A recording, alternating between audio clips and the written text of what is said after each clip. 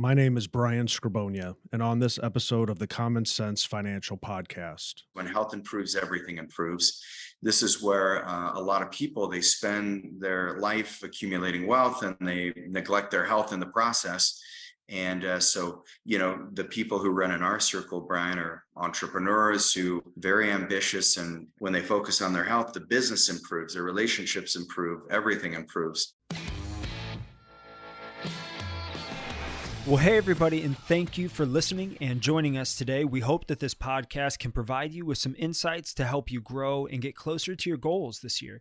But before we get started, be sure to subscribe to this podcast. That way you'll be notified about new content and you'll be able to listen to Brian tackle a variety of different topics. So you can subscribe on Apple Podcasts, Spotify, Stitcher, SoundCloud, pretty much anywhere that podcasts can be found. And all the links to subscribe as well as past episodes are available on the website at brianskrobonja.com. So thanks again for tuning in, and let's get started. Opportunities are still there. The attempt at passing down wealth from generation to generation. Consider the outcome, not just popular opinion. And the whole teaching there is about preparedness and being ready. There's a difference between what's real and what's true.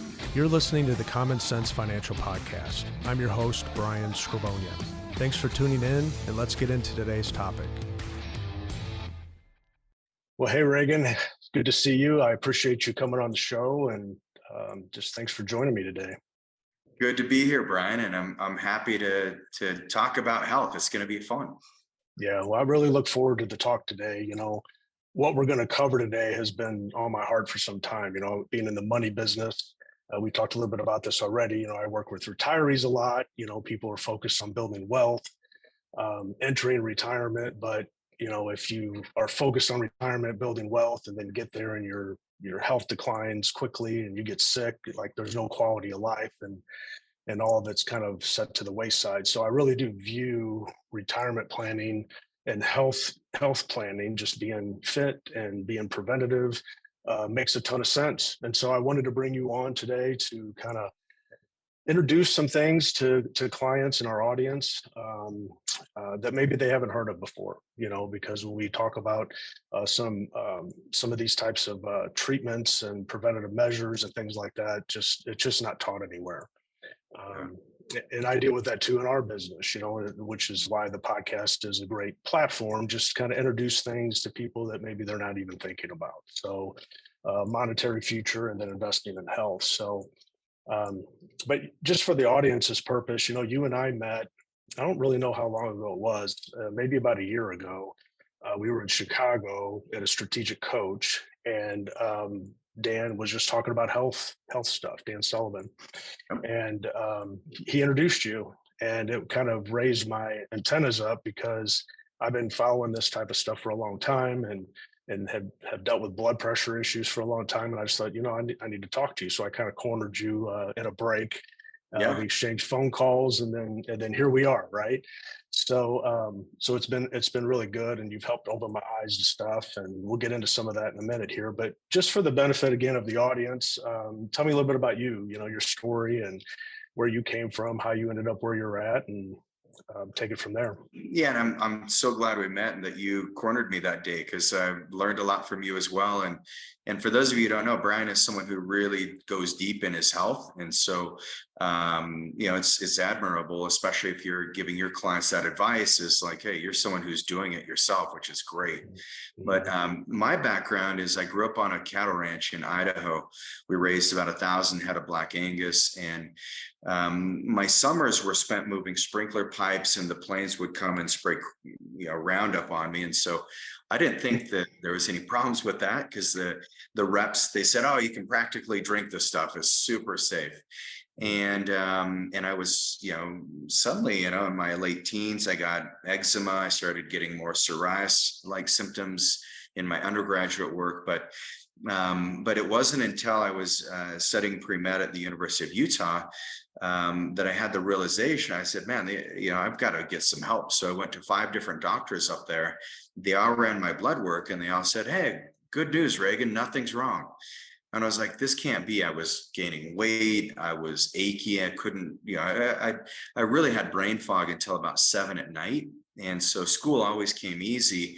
But in college, it just got harder and harder. And it wasn't because of the curriculum, it was because my health was failing me. And so it wasn't until I went to a naturopathic doctor who ran the right labs and said, hey, here's the problem. You've got elevated levels of thyroid peroxidase antibodies. So you've got Hashimoto's. So that realization allowed me to start working on my health in ways that had never been exposed to me.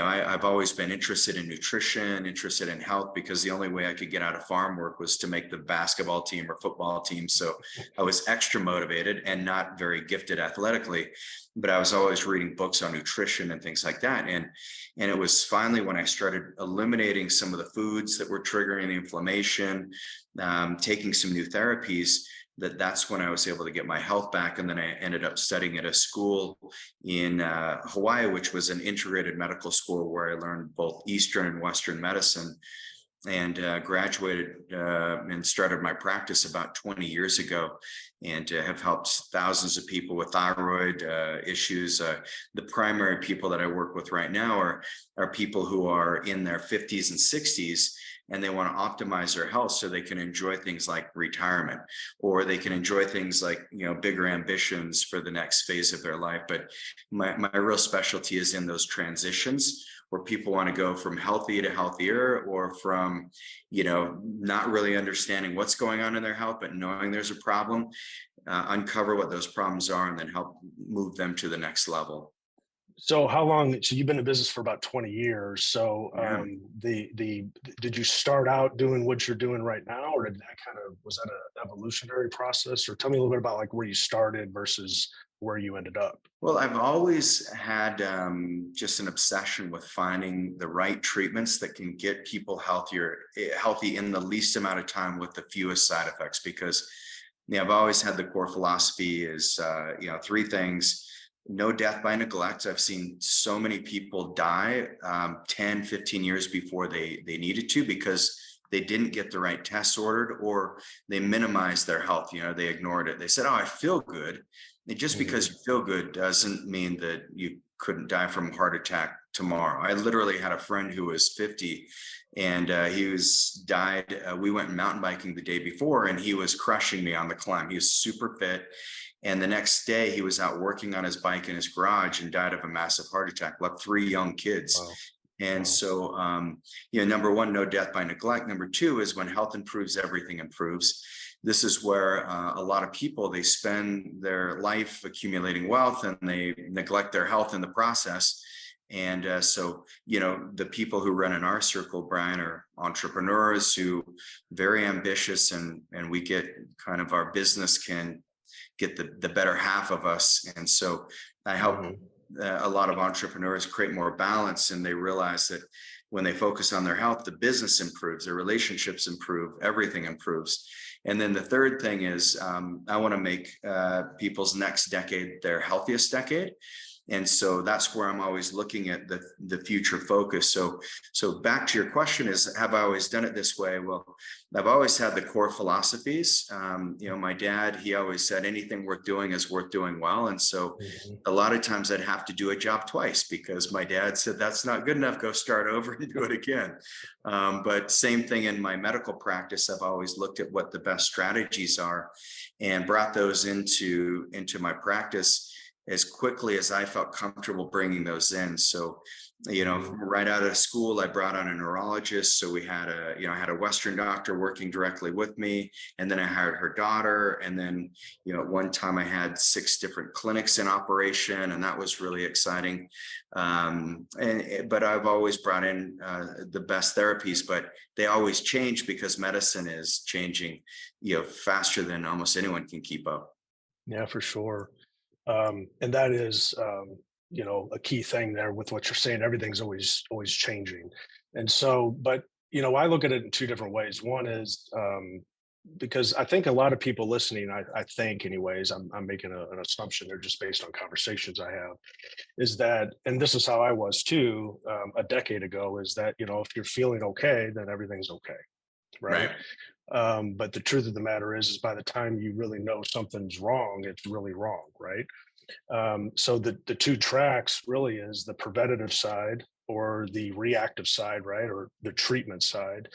So the goal for, I think with way I want to handle my health and what you're trying to do for people is really getting out in front of potential health issues, and just knowing how to navigate that, to prevent those future problems. So, being that most people, I think, aren't really familiar with what we're even talking about, how would you explain all of this to someone who may not know, that this world exists of preventative care?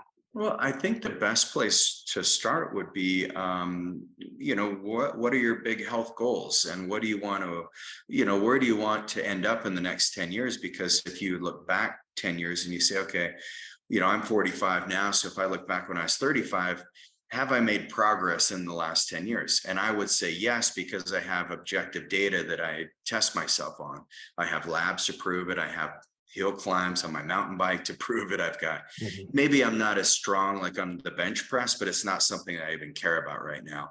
But I can do more pull-ups than I could when I was 35. So I think that's a better metric anyways. So ask yourself, are you healthier than you were 10 years ago?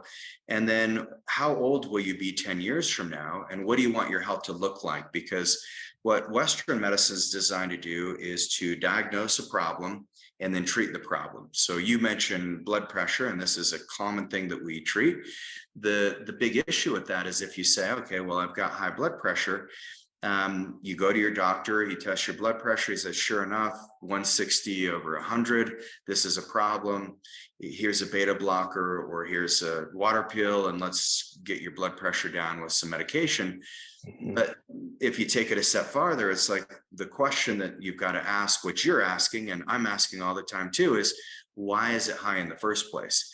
And so in order to discover why it's high in the first place, then there's other labs that need to be ran. So for those of you who are not familiar with functional medicine, what we do is we look for patterns in the blood. And so we'll see where different causes are showing up because we narrow those ranges. Conventional labs give you a parameter of 90% of the population's averages. And so if you look around, 90% of the population is not healthy. In fact, 60% of Americans have at least one chronic disease, and half of those have 3 or more. So there's some, there's some big issues with the way that we're interpreting the numbers. And then there's other tests like stool tests, urine tests, and saliva tests that go even deeper to figure out where the interferences might be that are causing whatever health condition somebody has. Yeah, I think, maybe going a little bit deeper in this, I think, again, when I'm trying to explain it to somebody, again, I'm a financial guy, so me trying to explain this doesn't always go real well. So if you're trying to explain the difference between like traditional medicine, like you just did, and you just touched on it, but maybe going a little bit deeper. So traditional medicine, and then there's this space, I guess people would call it alternative medicine, and then you have the functional medicine and whatever other categories that are there. Like, what is the real difference between some of those? If somebody had to realize that what we're talking about here is not exactly what maybe they've been through with a traditional doctor. Yeah, and I think the biggest thing is, if you look at conventional traditional medicine, everything needs to be medically necessary because your insurance is tied to that. And so if you go to your doctor and you're like, hey, I want to get a 6-pack and I want to get stronger, your doctor will say, great, what can I help you with? And you say, well, I don't know. And they'll run your labs and they'll say, well, everything looks good. Or maybe you have high cholesterol, here's some Lipitor, but really the medical model is there to manage disease and not manage health. If you come to like someone who practices longevity medicine, like my clinic or other clinics out there, then what we're going to do is say, okay, well, where are the biggest threats to your health right now? Where are the things that are showing up that are keeping you from making progress and from feeling your best, looking your best, and performing your best? And then once we can uncover those with the right tests, that's where people can really start to make progress, because if we figure out the cause, then we can, almost always find a solution to that cause. And so I think the flip side of that is in Western medicine, is very heroic. If you have a heart attack, you break an arm, you have a massive accident, you need reactive medicine. You want someone to react very quickly. And that's the beauty of it. It's life-saving medicine. It's heroic medicine. And I love Western medicine for that fact. But if you're going and you say, hey, I really want to make my next 10 years the healthiest 10 years, then your doctor is going to tell you, well, eat healthy and exercise more. And so it's like, great. Well, now how do I do that? But on the longevity medicine, we have accountability partners. Like we have our fitness advisors, Tristan, and we have Nikki. We have our nutritional coaches. We have Annie, and Jenny. And then we also have functional medicine practitioners who actually can give the team the right guidance so that you have coaching. It's, no different than you and your financial planning. It's like, people just do a 401k and try to put some money in there, whatever their employer recommends. And you can come in there, you can say, hey, you could have a much better retirement if you make this shift, and this shift financially. You're going to be a lot better off in 10 years. And so it's the same thing in health. What are some examples of things, you and I have talked about, like the vitamins that I take. We've talked about, bioregulators. We talked about peptides and IV infusions. And if somebody's listening to some of those conversations, they think that we were crazy, right? Right. Just because of not understanding the terms or the things that you're doing. So I just mentioned a few things out there that came to my head, but what are some of the things that you would be doing if following a preventative course, and what are some of those things do and why? I think probably the biggest thing is once we run your labs, and that's everyone who engages with us, we look at blood labs up front. And then we take the blood labs and we put treatment strategies together. Some of those are peptides. I'm a big fan of peptides because I find of all the medicines out there that I've explored and that I've, that we prescribe to thousands of our clients, the thing that moves the needle the fastest with the least amount of side effects are peptides. And so if you think about what a peptide is, well, the first peptide ever sequenced was insulin. And that's been a life-saving peptide for millions, if not, billions of people in the last 100 years. And but then you can go further with peptides. You can say, well, insulin's one of those, but not everyone needs to be on insulin. Peptides are really powerful, but there's other peptides that can improve digestion. There's peptides for increasing libido. There's peptides to help your body gain muscle mass, and there's peptides to help with inflammation and soft tissue damage. And so there's thousands of peptides out there right now. We've sequenced about maybe 10% of those, or about 700. 286 of those are approved by the FDA for specific conditions. But peptides seem to be at the forefront of all the treatment strategies that we put together, just because our patients really enjoy them. They feel better on peptides, more energy, they sleep better mental clarity. And so that's been one of the most exciting developments. And that's one of the ways that we treat our clients. But we don't treat peptides like most doctors do, where you see like Mounjaro or Ozempic or Wegovy, all these GLP peptides being advertised for weight loss, and the celebrities are all using it. The big problem and the difference in the way Western medicine uses peptides is you're doing a very high dose, and they're not combining it with the specific muscle building program, or they're not putting peptides in there to circumvent the fact that people can lose muscle mass. And now we're seeing all the side effects that are coming out from the misuse of peptides. So just like anything, you can misuse vitamin C. One basketball game, Brian, you'll find this kind of funny. I gave my entire basketball team 8 grams of vitamin C right before a game. I read a book and I was like, vitamin C is the answer. And, I'm in 11th grade and we all ended up with diarrhea, so we lost the game. So even natural medicine can be, dangerous, but Right. If anything's misused, and that's where, the difference between Western medicine is let's treat a symptom, who cares about the cause? And yes, there's going to be side effects, and the greater the risk of medicine, the higher you're going to pay for it. You're going to pay the price financially, but you'll also pay the price from what it does to your body. But we use peptides where we stack them together, and we dose it very small, so that we're just reminding your body how to behave in a really healthy way. So so that's one thing. We use Cell Core, which you're familiar with that. It's a whole body cleanse using carbon technologies. So we're just mimicking the same way that mushrooms clean up the environment. We use fulvic and humic acid and specific binders. We also put, different organic molecules on there so that your body can get built up and recharged while your body's letting go of things that are not useful for it anymore.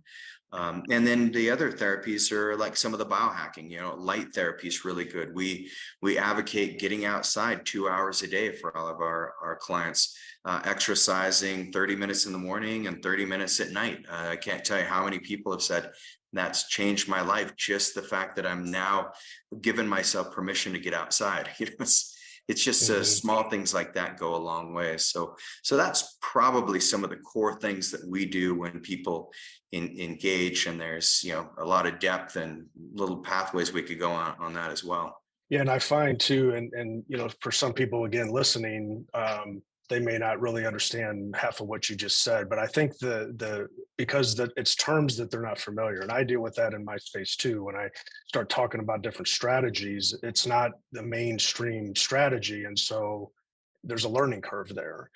And what I have found is that I'll listen to things and sometimes I'll get finished listening to it or read a book, and sometimes I'm done reading that book and I really don't understand everything in that book when it relates to what we're talking about here. But what I have found, because I've been researching this stuff now for, I guess I'm in my 6th, 7th year of really diving into it, is that it's definitely a learning curve. It's a layering effect. So the more you hear something, the more it makes more sense, and it just keeps making more and more sense. And you start learning a little bit more about that. So that's the whole point of what I'm trying to do here, is just introduce the idea of functional medicine and preventative care and peptides and all these types of things, just to maybe help some people realize that this world is out there. I mean, this stuff is real. It's becoming more and more mainstream. It's pretty interesting how you hear about stuff more than you did just even 3 or 4 years ago, right? And I think that's just going to continue to change. I don't know how you feel about that, but I listened to Peter Diamandis, which I know you're familiar of, and of course Dan Sullivan, and they talk about the advancements in medicine. If you ever listen to Peter Diamandis, he'll kind of blow your mind with the stuff that he talks about, because he's in deep with some of the brightest minds in the world, right? Very Harvard educated doctors that are just on the cutting edge of stuff. But it's really fascinating to listen to him. But one of the things that him and Dan both, I heard one of them say this, I don't remember who it was, is that they were saying that the cost associated with accessing more advanced treatments is pretty steep, right? It can be pretty steep. And so it's usually, when you think about the world of medicine and whatnot, we kind of think that it's just this pharmaceutical company sitting in a lab spending trillions of dollars, and there's some truth to that, I guess. But really, the pursuit of, and correct me if I'm wrong here, but the pursuit of youth or the need to battle a disease is in somebody's situation, right? And so somebody with a lot of money is hiring the best doctors, the best scientists to say, look, I've got this, let's figure something out. Money's not an object. I just want to be healthy. And so they're kind of guinea pigs. They're biohackers, if you will, just trying to figure out what works. And so they're investing in all this. And now there's venture capital, that's flowing into that kind of stuff, and hedge funds and that kind of stuff. But and then when something works, then it becomes more mainstream. It gets picked up, and then it kind of takes off, right? And so there's a cost that's super high, and then eventually that cost will come down as it's scaled. So, but my point of bringing this up, it's a natural conversation, right? So when I'm talking with clients or I'm talking with family and friends, discussion always shifts to cost, and I think it is a legitimate Mhm. conversation because most people, when they think about medical, they think about copays, right? They think about going to the doctor and handing them the card. I mean, that's the first thing they ask, right? Do you have your insurance card? No matter what you're doing. Yep. But most of what we're talking about here is not, it's not covered by insurance. So the idea of paying out of pocket can be a barrier for some people to even enter into that, right? So what would you say to somebody who is kind of just throwing their hand up at that because it's not covered by insurance? What would be a response you would give? I think you bring up a good point because, like, if you think of genetics, like Craig Venter, this is Peter Diamandis talks about this a lot. Craig Venter spent $100 million getting his entire genome sequenced. It took like 10 years. And now you can get it for a couple $100 and you can Yeah. get a lot of great data out of it. So the cost does, it's the ultra wealthy who fortunately, like people like Brian Johnson, do you know Brian Johnson, he sold he sold one of the big businesses, like not PayPal, but the other merchant account business. And anyway, so all he's focused on is longevity. And so it's crazy how much money he spends every year. And nice thing about that is I can learn from guys like Brian Hmm. Johnson or Craig Venter, and we can bring this into the practice at a fraction of the cost. But if you think about your health insurance, you want to think of it as the same way you think of your automobile insurance. How often do you want to use your automobile insurance? Never, right? It's like Right. you need to have it. It's there for a rainy day. But unfortunately, the way that our system's set up is everything is what's considered medically necessary. And in order Hmm. for things to be covered by insurance, you've got to have a diagnosis and a disease for your insurance to pay. Yeah, there's some fun like wellness things that they'll cover, like an annual visit, but that's not going to do anything to move the needle. And so at some stage, I think every American, and I'd have to say that COVID accelerated our growth faster than anything because people suddenly had this realization that it's not the medical system that's going to protect me. I've got to start investing in my health. And that's where I think it's the best investment people can make is in their health. And every year my wife's like, how much money you spent on peptides and this and biohacking, you bought this piece of equipment. And I'm like, I'm so glad next year I'm going to spend even more. And she's, she appreciates it because she sees the progress and the whole Hmm. family benefits from that. But the other thing is, if you look at the cost of it, like working with a doctor like Peter Attia, it's $150,000 a year. We have doctors in our group, and it's well over $100,000 to work with these doctors. It is an investment. If you've got the money, that's awesome. I can tell you there's programs that you can do for about 90% less than that, and you can still get some very phenomenal results. And we've got objective data to back that up. But I would recommend to people to budget out, anywhere from $10,000 to $15,000 a year if you don't have any chronic diseases. If you do have some chronic issues, but you want to get them addressed naturally, it may be 25K, it may be 35K. It's not unusual for people to need to invest that kind of money in their health. And, if you look at that on the flip side and you say, well, I'm spending money on my health anyways, because there's a study that was done by Charles Schwab, that agency. I don't know if I'm supposed to say that on this group or not, No, but it's fine. Yeah, that's fine. okay.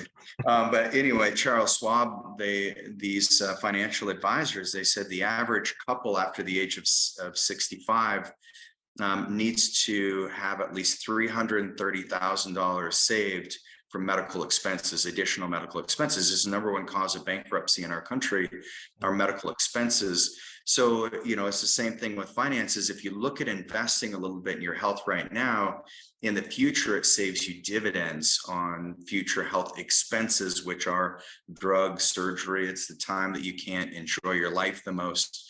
So I think budgeting, 15K a year is a really smart thing for people to do. Hmm. and I don't know the studies necessarily, but the way I've understood it is that one of the fastest growing demographics are people that are, 90, 100 years old. There's more and more people getting older, right? And living longer. Yep. I'm guessing that is the case, right? Um, and so, but I hear clients a lot of times will say things to me like, yeah, I'm going to take this trip with my family. I want to use this money and take a trip with my family while I'm still able to. I Mhm. hear that a lot from While clients. I'm still able to, yeah, While that, I'm still able to. yeah. And I think about this because again, my knowledge of the world of finance, right, but also my understanding of what we're talking about here, and I think, man, there's got to be, like, how do you synergize this stuff in a way that people can understand that when you're investing for the future, what does that look like? I mean, I do this still, even with the knowledge that I have. If I'm feeling good, I just kind of take it for granted, right? It's not until you're not feeling good that you're kind of wishing you felt better.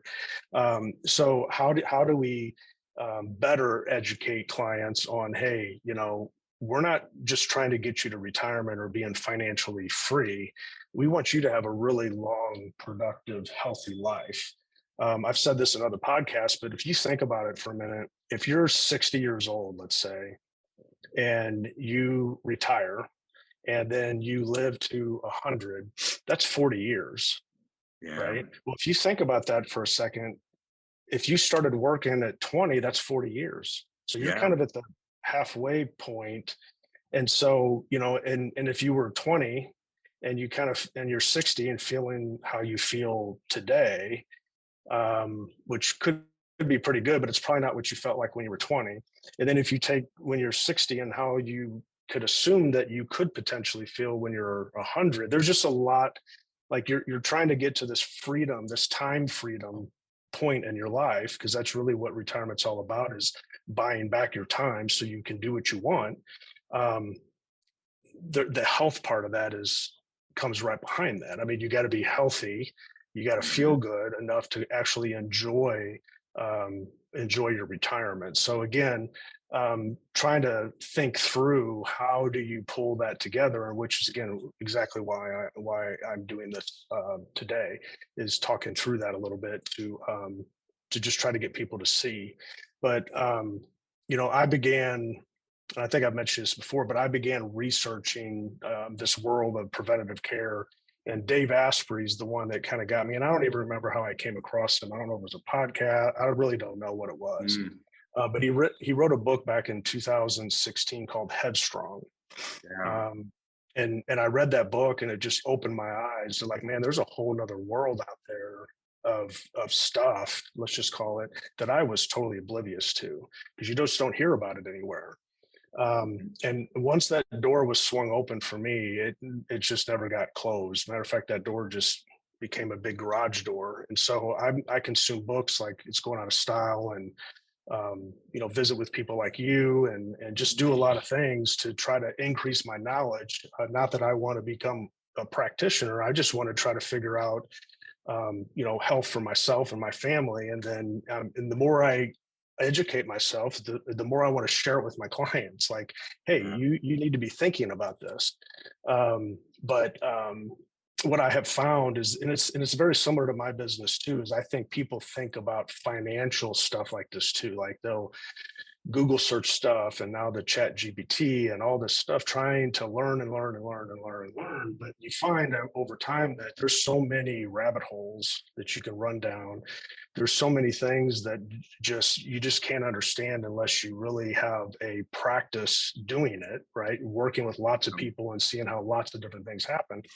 So, and I don't remember exactly when it was, but I had jumped off and said, you know what, I need to start, I'm learning stuff, but I need to actually try to apply this somewhere, some way, shape or form, right? Not really even knowing what that looks like. So I knew enough to know that I needed to find a functional medical doctor. And so I did that. And that was really eye-opening, with all the lab work and just the conversations was pretty incredible.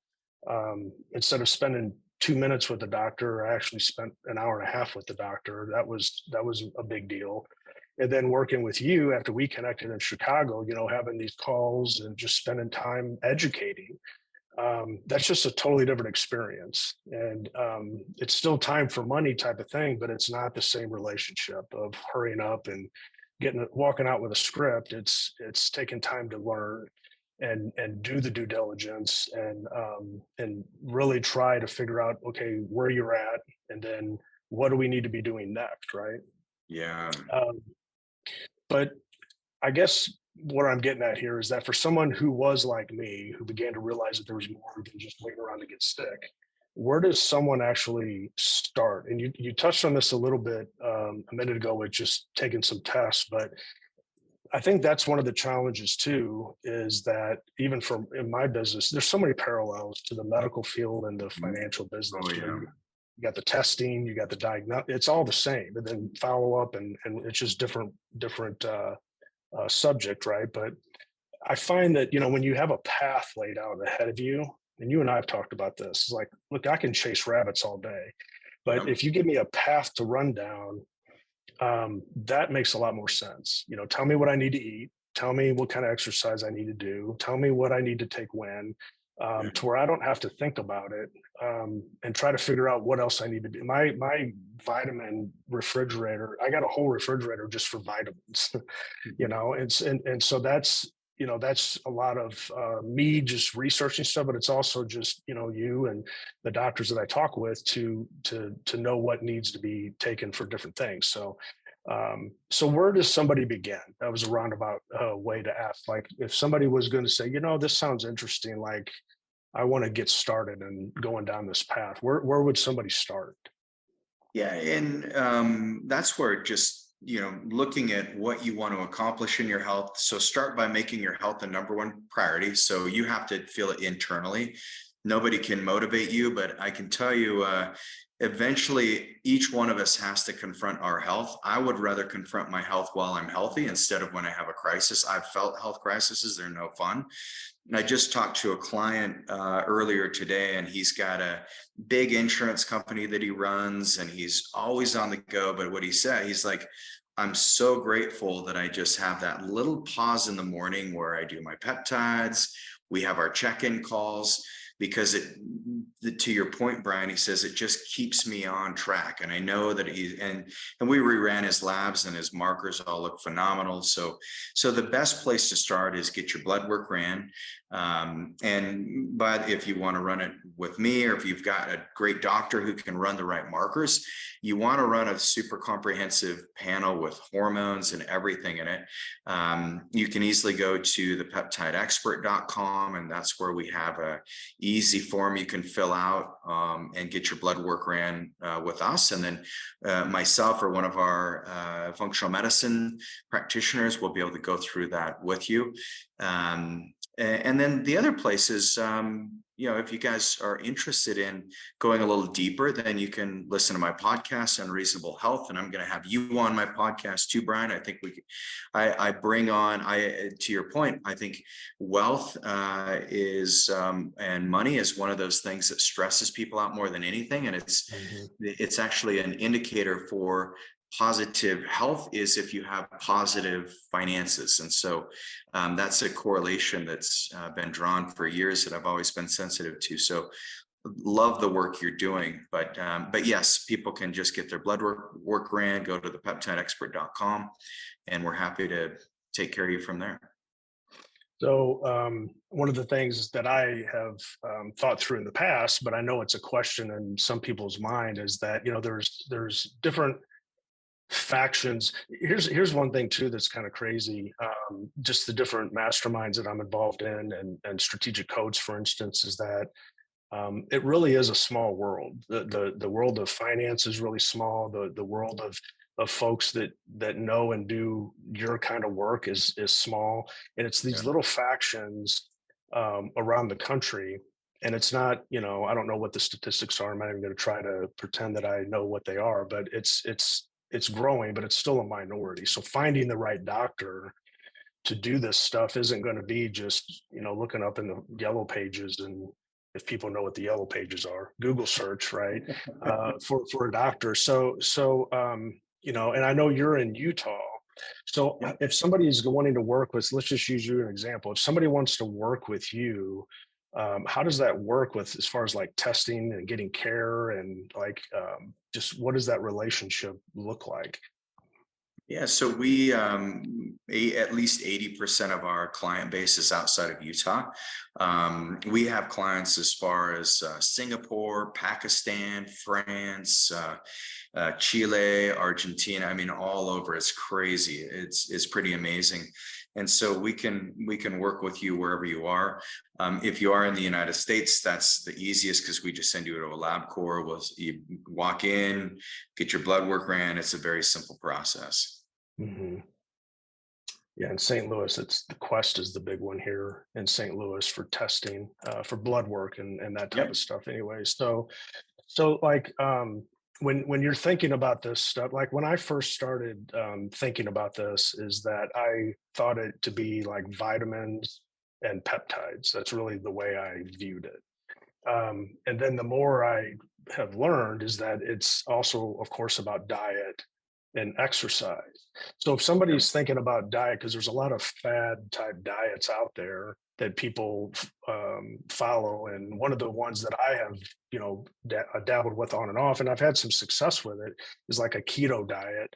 Mm. But what kind of diets, if there are, if you want to call them diets, whatever you want to call them, but like, what are maybe the couple of key things that people need to be thinking about when it comes to their diet? Well, I think the biggest thing when it comes to nutrition is if you're over 50, then you need more protein. And that's loss of proteostasis is one of the 9 hallmarks of aging. And so we like all of our clients to get at least 1 gram of protein per pound of body weight. So if you're 200 pounds, that is 200 grams of protein. And just to give context to your listeners, that's about 2 pounds of meat. And so people's eyes are like, what? But I can tell you, if you start your morning out and you get a good source of protein, you get somewhere between 50 and 80 grams of protein in your first meal. You're not going to have sugar cravings. And then by the time lunch hits, if you eat protein again, then by the time you get to dinner, that's a great time to add in carbohydrates, and you can have a lot more flexibility as long as you've got your proteins in. But we're big fans of protein, big fans of getting about a pound of vegetables in a day, making sure they're cooked so that your digestive system can absorb those. And as long as you follow that, then you have some, there's some wiggle room in the evening for other things. But that's it. Whatever you want to call that diet, that's what we advocate primarily.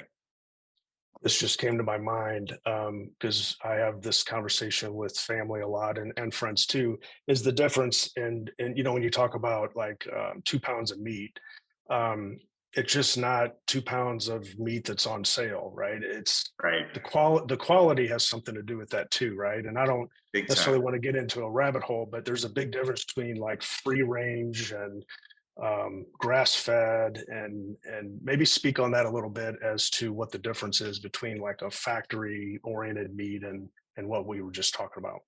Yeah, so on our cattle ranch, when we were in heavy volume, we would send the cattle to the feedlot. So they would almost double their weight in the span of 3 months because they're being fed oats. We're giving them injections of growth hormone. We're like really want to beef them up because cattle ranchers get paid by the pound typically. And so that's the meat that most Americans are eating. But if you like elk, eat the leaner meats, you're going to get a lot more out of that protein, and you'll have fewer calories. So, you will burn fat if you want to burn fat, but elk, bison, grass-fed, grass-finished is kind of the key thing you want to look at when it comes to your beef. And red meat's got a really, the Heart Association did some real damage in their recommendations against red meat for a lot of years. They've since changed their tune a little bit, but if people are telling you red meat's not good for you, they just haven't done enough science. And yes, I'm biased. I realize that. I can't work with anyone who doesn't eat a little bit of red meat because my family will disown me. But but it's actually really good. And then you can eat a little little bit of chicken, a little bit of turkey, eat some fish if you can stomach sardines, anchovies. Those are the best fish for you. The smaller fish have less mercury, less heavy metals. So yeah, there's amazing food out there, and it's so much easier to access that food than it ever has been. But now it's just up to people to look at the label. Yeah. So, for those who want to take a deeper dive, I mean, we've kind of just scratched the surface here, right? But if somebody wants to take a deeper dive, I know you've written a couple of books. I mean, you and I share the drive to torture ourselves, right? With Yeah. writing books and hosting podcasts. I mean, I don't think people realize, I didn't really realize how much work's involved to produce the content, but I just know how important it is. And I appreciate you for, taking time to come on. But also just the books and all the stuff you're experimenting, doing things, and then you're bringing back what's working, which is a model that I follow as well. But for those who want to dive deeper into all that, like what books do you have? Where do they find those? Where can they find your podcast, your website, et cetera? So my most and thanks, Brian. It is hard making content because you never know Yes. how it's going to land. But man, it's been so rewarding when I have people that come up to me and I've been listening to your podcast for 8 years, and it's so nice to meet you, finally, or whatever. But Yeah. so my podcast is Unreasonable Health, is where you can find it. It's on Stitcher, iTunes, all those channels. And then my most recent book is called The Peptide Blueprint. And that's a really great book to learn about the Accelerate Wellness program. And then Never Stop Healing is probably, for those of you who just want a do-it-yourself manual and guide, pick up Never Stop Healing. And it's got everything step-by-step, play-by-play. I spoke to one of my clients who's a medical doctor today, and he's read the book twice. And him and his wife have put almost everything into action. And he said, it's changed his life. And it was like, I'm so glad I wrote the book, because half the time you wonder if anyone's going to read it. So No, I did read it, and I thought it was an excellent book. I haven't read your new one yet. I need to pick that up. And then what about your website? The name of the company is East West Health. East West Health. And so our clinic website is acueastwest.com. Mm-hmm. And then you can also go to the peptideblueprint.com, which is an easier site to navigate just for getting your blood work ran. So either one of those. Gotcha. Well, we're up on a little bit of time here, and we covered a lot. And hopefully, people have found this rewarding. I think this conversation can go on for hours. You get a few people together that enjoy this stuff; it just keeps going and going and going, right? But I do appreciate you coming on. Is there anything else that you would say as we wrap up to just encourage people to consider this as part of their, I'll call it their retirement planning? What would be some last words for you?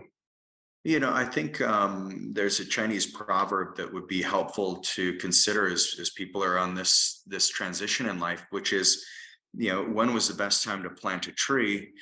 And a lot of us would say, oh, it's today, but it was actually 20 years ago. And so, imagine your future self thanking you. There's this concept called compressed morbidity. And my grandfather, he was a perfect example of this. And he walked around with a peg leg because he was in a horse race, and the horse pinned him up against a post, and he got gangrene. And so they cut his leg off. This was like 100 years ago. He lived to be 93. But my grandfather, just an incredible human being who, lived his life to the fullest. He had no dependency. In fact, he used to collect rare coins. And one day some burglars broke into his house, and he heard the commotion. He was down in his woodshed. He was in his 80s, and he grabbed his gun and came upstairs, and they pushed my grandmother over and were threatening to kill him and all these things. So he shot one of the guys in the leg. The other guy just laid down and defecated and peed himself right there. But my grandfather, he kept living his life in another 10 years. And one night he was, doing what he did every day. He went to sleep and he died in his sleep really fast. And so most humans, the last 10 years of our life are the worst 10 years of our life. And so I want to make sure that, as you plant the tree, think of the last 10 years and, maybe we can all have the shortened death, which is kind of a weird thing to talk about when it comes to health, but the healthier you are, the faster that you'll die. He was a very healthy individual, someone who I admire. And so yeah, that would be my parting words. Yeah, that makes a lot of sense. Yeah, we want to shorten that death. That's good note to end it on. Yeah. So hey, I do appreciate. I know you're busy. We had a tough time getting together to even do this, but I do appreciate you coming on and sharing your wisdom with us. Thanks so much, Brian. Great to be here. All right, we'll see you later. Thanks for listening to today's show. If you liked what you heard, be sure to subscribe on YouTube and Spotify so that you can receive notifications when we release new episodes. I'm Brian Skrobonja, and this is the Common Sense Financial Podcast. Well, thank you for listening to the Forbes Top 10 rated Common Sense Financial Podcast. Before you go, I want to encourage you to jump over to brianskrobonja.com to access the full archive of blogs and podcasts. And if you want to be the first in line to get new content, you can sign up for free on the Brian Skrobonja website as well. If you're not following Brian on all the social channels, we'd love to have you join in on the conversation. Instagram, Facebook, LinkedIn, Twitter, he's there. Lastly, if you've enjoyed listening to today's podcast, or if you have found value in any of our content, help spread the word by sharing our videos, podcasts, and posts wherever you get them. We greatly appreciate it and are glad that you took the time to join us today. Securities offered only by duly registered individuals through Madison Avenue Securities, LLC, member FINRA and SIPC. Advisory services offered only by duly registered individuals through Skrobonja Wealth Management, a registered investment advisor. Tax services offered only through Skrobonja Tax Consulting. Mass does not offer billed banking or tax advice.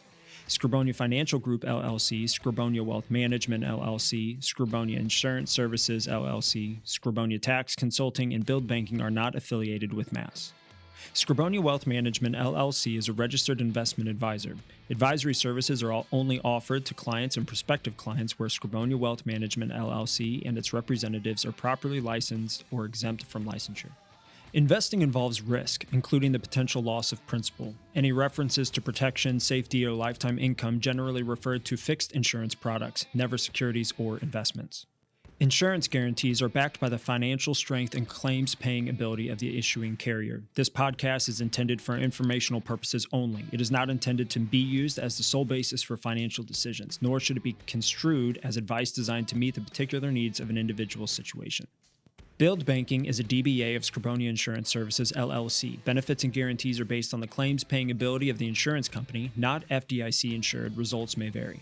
Any descriptions involving life insurance policies and its use as an alternative form of financing or risk management techniques are provided for illustration purposes only, will not apply in all situations, may not be fully indicative of any present or future investments, and may be changed at the discretion of the insurance carrier, general partner, and/or manager, and are not intended to reflect guarantees on securities performance. The term billed banking, private banking alternatives, or specially designed life insurance contracts are not meant to insinuate that the issuer is creating a real bank for its clients or communicating that life insurance companies are the same as traditional banking institutions. This material is educational in nature and should not be deemed as a solicitation of any specific product or service. Billed banking is offered by Skrobonja Insurance Services, LLC only and is not offered by Madison Avenue Securities, LLC. Our firm is not permitted to offer, and no statement made during this show shall constitute tax or legal advice. Our firm is not affiliated with or endorsed by the U.S. government or any governmental agency. The information and opinions contained herein, provided by the third parties, have been obtained from sources believed to be reliable, but accuracy and completeness cannot be guaranteed by our firm. References to billed banking, private banking alternatives, or specially designed life insurance contracts are not meant to insinuate that the issuer is creating a real bank for its clients or communicating that life insurance companies are the same as traditional banking institutions. This material is informational in nature and should not be deemed as a solicitation of any specific product or service. Billed banking is not FDIC insured. Billed banking is offered by Skrobonja Insurance Services, LLC only and is not offered by Madison Avenue Securities, LLC, nor Skrobonja Wealth Management, LLC.